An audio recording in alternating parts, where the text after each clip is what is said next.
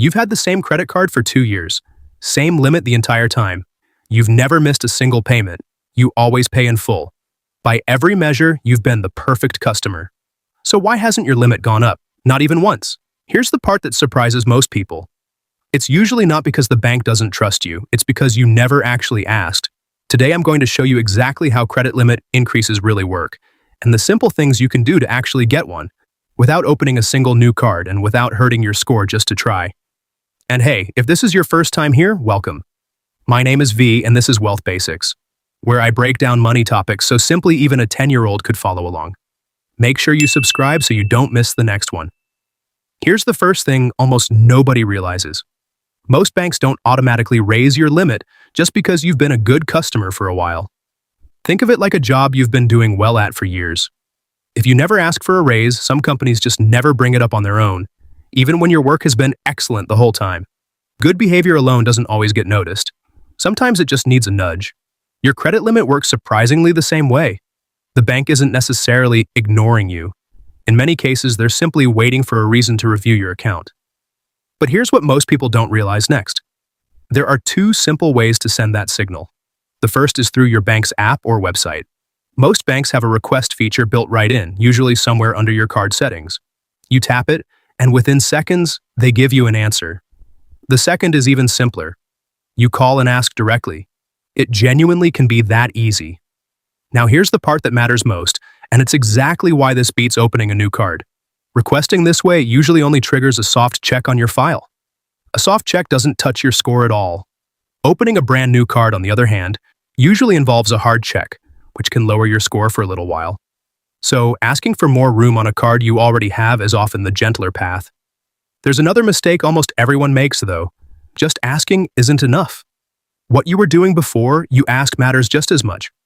3 things quietly build your case. Paying on time, every time, is the biggest one.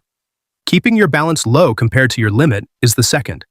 And updating your income with your bank whenever it changes is the third. A lot of people forget this one completely, and issuers often factor reported income into the decision. Think of it like a scoreboard the bank keeps quietly in the background. You don't see the numbers moving, but every on-time payment and every low balance adds a point in your favor, whether you're watching or not. But timing matters just as much as everything you've done so far. Here's something that catches people off guard. Even if everything else looks perfect, asking at the wrong moment can still get you a no.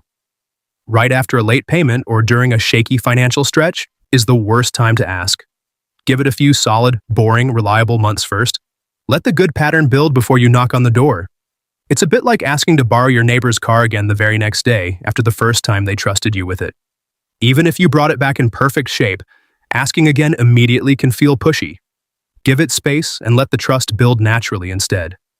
There's one more thing most people never even think about.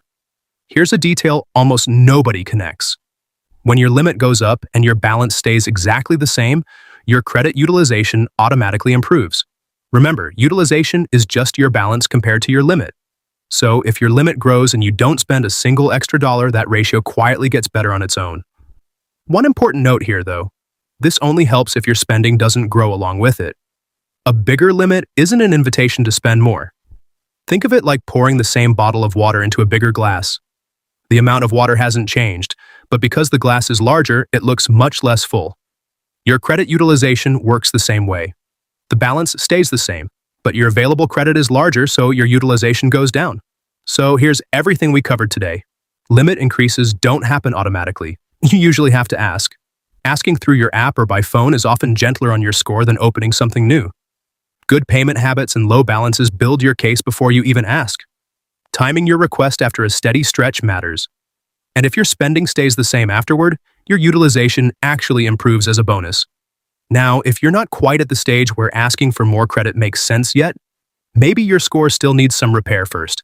We covered exactly how to do that, step by step, in the video linked above. Go watch that one next.